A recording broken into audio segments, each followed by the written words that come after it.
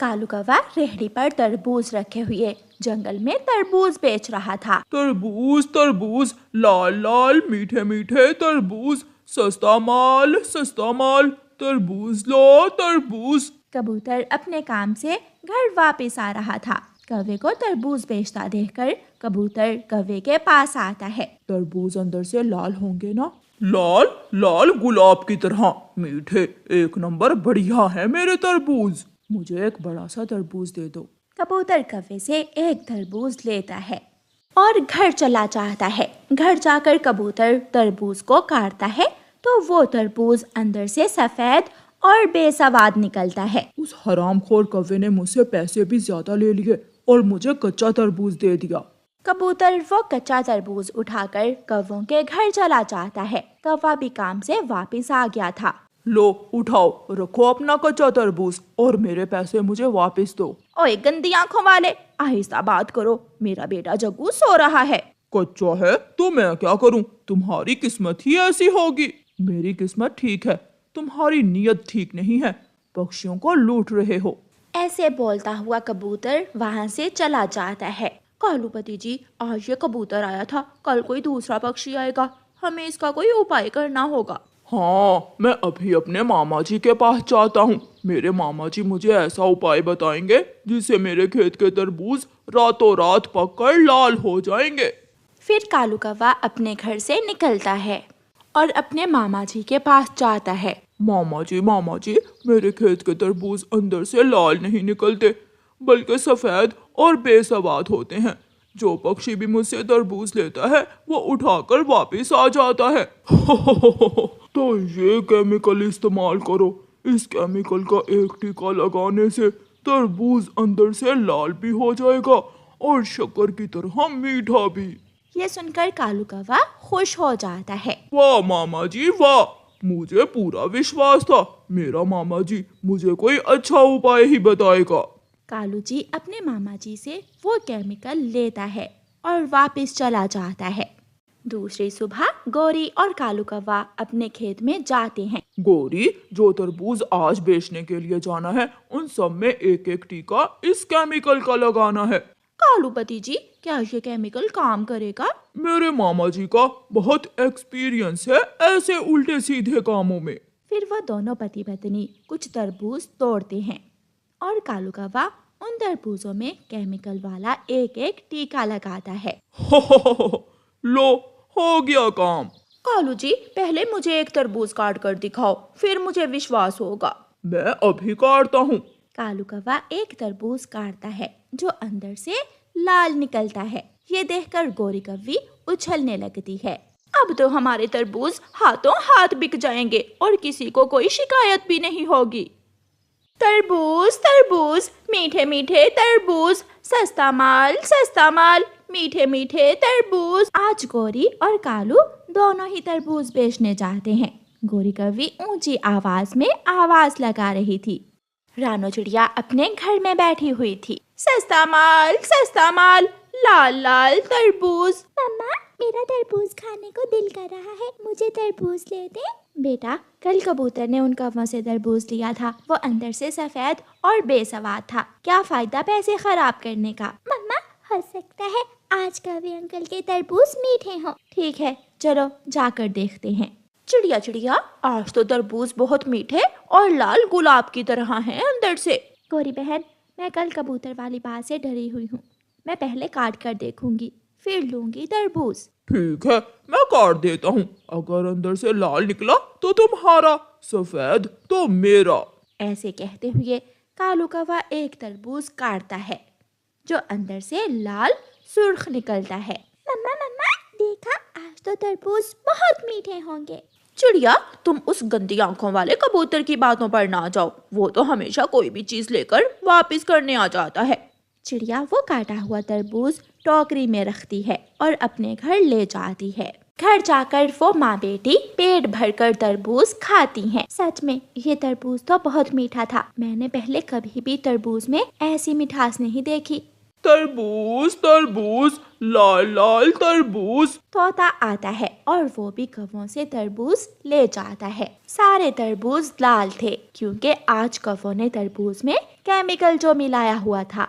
कौवों के तरबूज थोड़ी ही देर में बिक जाते हैं और कौवे अपने घर चले जाते हैं। गोरी कौवी अपना आज का मुनाफा गिन रही थी। 1 2 3 4 5। कालू कालू जी देखा, आज मैं साथ गई तो दुगना मुनाफा हुआ है। ये मुनाफा तुम्हारी वजह से नहीं बल्कि मेरे मामा जी की वजह से हुआ है। केमिकल वाला उपाय मेरे मामा जी का था।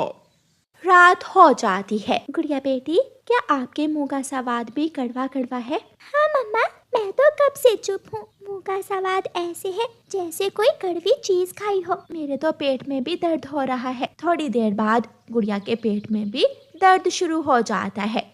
तोते, तुमने जरूर कोई केमिकल वाली चीज खाई है। क्या खाया था आज? बुलबुल डॉक्टर, मैंने तो आज कौवों से एक तरबूज लेकर खाया था और कुछ भी नहीं खाया। पेट खराब से तुम्हारे शरीर में पानी की कमी हो गई है, इसलिए ड्रिप लगानी होगी। बुलबुल तोते के ड्रिप लगाती है। थोड़ी देर बाद चिड़िया भी गुड़िया के साथ आ जाती है। बुलबुल बहन, पेट में बहुत दर्द है और मुंह का स्वाद भी कड़वा हो गया है। तोता बहुत मुश्किल से बोलता है। मैंने भी उन कौवों से तरबूज ही लेकर खाया था, इसलिए यहाँ लेटा हुआ हूँ। मेरे पेट में भी दर्द है। चिड़िया, उस कौवे ने जरूर अपने तरबूज में कोई तरबूज मीठा और लाल करने वाला केमिकल मिलाया होगा। चिड़िया बुलबुल से दवा लेती है। गुड़िया और उसकी मम्मा घर जाती हैं और दवा पीकर सो जाती हैं। सुबह हो जाती है। अब चिड़िया और उसकी बेटी ठीक थी। गुड़िया बेटी, जल्दी चलो, हमें उन कौवों को पकड़ना होगा। अगर ऐसे ही चलता रहा तो वो कौवे सारे जंगल के पक्षियों को बीमार कर देंगे। मम्मा, हम कौवों के खेत में जाकर छुप जाती हैं। फिर गुड़िया और उसकी मम्मा कौवों के तरबूज के खेत में जाकर छुप जाती हैं। थोड़ी देर बाद कौवा और कौवी भी खेत में आ जाते हैं। पति कालू जी, आज एक नहीं बल्कि 2-2 केमिकल के टीके लगा देना। पक्षी लाल लाल तरबूज देखकर जल्दी जल्दी हमसे खरीद लेंगे। ऐसे तो हमारे सारे कच्चे तरबूज दिनों में ही बिक जाएंगे। फिर कौवा केमिकल के टीके भर भर कर तरबूजों को लगाने लगता है। चिड़िया और उसकी बेटी ये सब देख रही थीं। वो झाड़ियों से निकलकर बाहर आ जाती हैं। बेशरम लालची कौवे, चंद पैसों की खातिर हम सब की जिंदगियों से खेल रहे हो। चिड़िया, आहिस्ता आहिस्ता बोलो प्लीज। लो लो, ये 2 तरबूज मुफ्त में ले लो। लेकिन चिड़िया शोर मचाती है और जंगल के सारे पक्षियों को इकट्ठा कर लेती है और सारे पक्षी मार मार कर कौवे और कौवी को अपने जंगल से बाहर निकाल देते हैं। कालू, मेरी चोंच में बहुत दर्द है। मेरी पूंछ पर तोते ने अपनी चोंच से मारा है। कौवे बैठे रो रहे थे और ऐसे कौवों को उनके बुरे कामों की सजा मिलती। कुकू की मम्मा, मेरा कुल्हाड़ा कहाँ है? आज मैं जंगल से कुछ सूखी लकड़ियाँ इकट्ठी करके लाता हूँ। पापा, सूखी लकड़ियाँ क्या करेंगे? बेटा, ठंड दिन ब दिन बढ़ रही है। हम घर को गर्म करने के लिए आग जलाएंगे सूखी लकड़ियों से। ये रहा आपका कुल्हाड़ा, अपना ध्यान रखना और शाम को जल्दी लौट आना। फिर पापा चिड़िया अपना कुल्हाड़ा लेकर घर से निकलता है।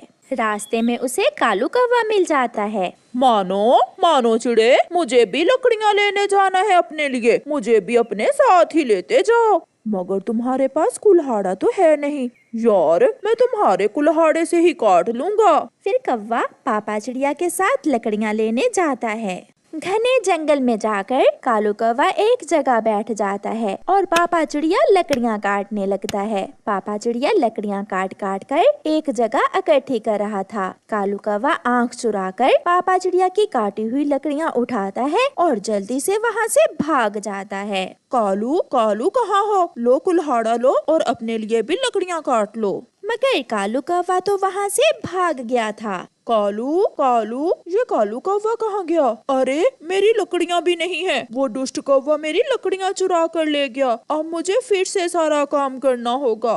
पापा चिड़िया फिर से लकड़ियाँ काटने लगता है। ऐसे ही काम करते करते पापा चिड़िया को शाम हो जाती है। तेजी में काम करते हुए पापा चिड़िया के हाथ से कुल्हाड़ा गिरता है और उसके पंख पर लग जाता है। खून बहने लगता है और पापा चिड़िया वहाँ गिर जाता है। जब शाम तक चिड़िया का पति घर लौट कर नहीं आता तो मम्मा चिड़िया चिंतित हो जाती है। कुकू बेटा, आपके पापा अभी तक नहीं आए, मुझे उन्हें देखने जाना होगा। मगर मम्मा, बाहर तो रात हो गई है, आप कैसे जाएंगी? बेटा, आप चिंता न करें, मैं अपनी लालटेन ले जाती हूँ साथ।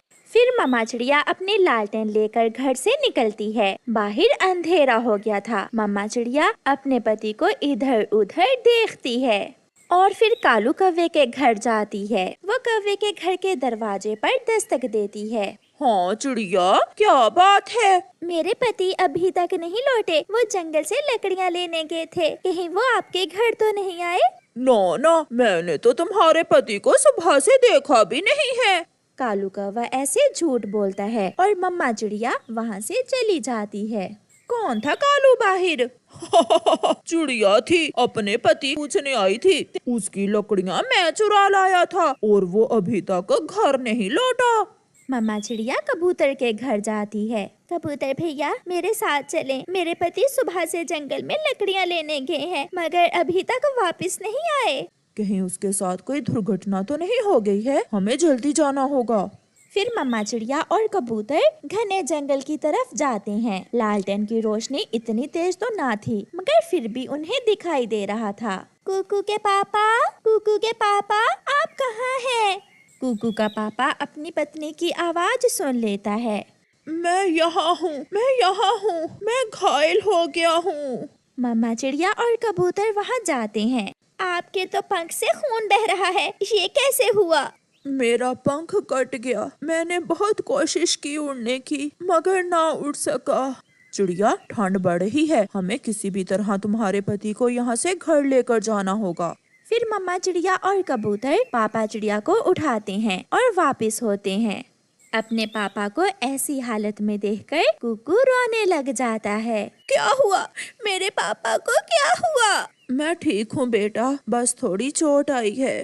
कबूतर भैया, आपका बहुत बहुत धन्यवाद, आपने मेरी बहुत मदद की। चिड़िया, मैं पड़ोसी हूँ आपका, पड़ोसी ही एक दूसरे के काम आते हैं। फिर कबूतर वहाँ से चला जाता है। फिर मम्मा चिड़िया पापा चिड़िया के पंख पर पट्टी बांध देती है।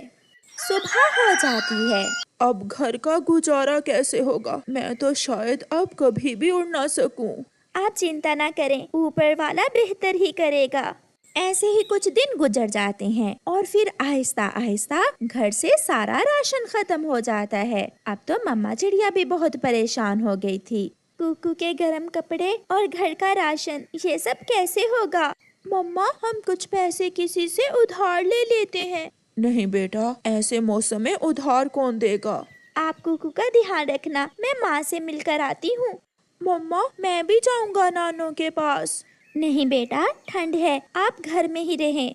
फिर चिड़िया अपनी माँ के पास दूसरे जंगल जाती है। माँ, कुकू के पापा का पंख कट गया है कुछ दिन पहले। घर में फाके की नौबत आ गई है। मुझे तो कुछ समझ नहीं आ रही कि मैं क्या करूँ। ये सब तो बहुत बुरा हुआ बेटी। मेरे पास भी इतने पैसे नहीं है कि मैं तुम्हें दे सकूं। रानो बेटी, आप कोई छोटा मोटा काम करो जिससे घर का गुजारा चल सके। माँ, मैं गाजर का हलवा बहुत अच्छा बना लेती हूँ, क्यों ना मैं गाजर का हलवा बनाकर बेचने लगूं। हाँ बेटी, ऐसे ठंड के मौसम में गाजर का हलवा तो जरूर बिकेगा और मैंने घर के पास ही खेत में गाजरें भी लगा रखी हैं। माँ, फिर तो काम आसान हो गया, मैं इसीलिए तो आपके पास आई थी। फिर मम्मा चिड़िया अपनी माँ के साथ घर के पास ही खेत में जाती है और वहाँ से कुछ गाजरें लेती है। माँ, अब मैं जाती हूँ। मेरी रेसिपी याद है ना बेटी? हाँ माँ, मैं वो रेसिपी कैसे भूल सकती हूँ। मम्मा चिड़िया वापिस होती है। घर आकर मम्मा चिड़िया चूल्हे पर कढ़ाई चढ़ाती है। मम्मा, मैं आपकी मदद करवाऊँ? हाँ बेटा, आप ये बादाम साफ करें। लाइए, मैं गाजरें साफ करता हूँ और काट देता हूँ। फिर वो सारा परिवार मिलकर गाजर का हलवा बनाना शुरू करता है। कुछ ही देर में गाजर का हलवा तैयार हो जाता है। कुकू बेटा, अब हम दोनों ये गाजर का हलवा बेचने जाएंगे। कुकू बहुत खुश था क्योंकि उसे मम्मा साथ बाहर जाने का मौका जो मिला था। मम्मा चिड़िया और उसका बेटा अपने घर के पास ही बाहर पेड़ पर बैठ जाते हैं। थोड़ी देर बाद मिठू तोता वहाँ आता है। चिड़िया रानी, ये आप क्या बेच रही हो? मिठू भैया, मैं गाजर का हलवा बेच रही हूँ। ऐसे ठंडे मौसम में गाजर का हलवा? लाओ तो 1 प्लेट देना। फिर मम्मा चिड़िया मिठू को 1 प्लेट गाजर के हलवे की दे देती है। मिठू गाजर का हलवा खाता है। वाह वाह, ये गाजर का हलवा तो बहुत स्वादिष्ट है, ये जरूर बिकेगा। मिठू भैया, ये रेसिपी मेरी माँ की है। फिर थोड़ी ही देर में चिड़िया का सारा ही गाजर का हलवा बिक जाता है और चिड़िया को अच्छा मुनाफा होता है।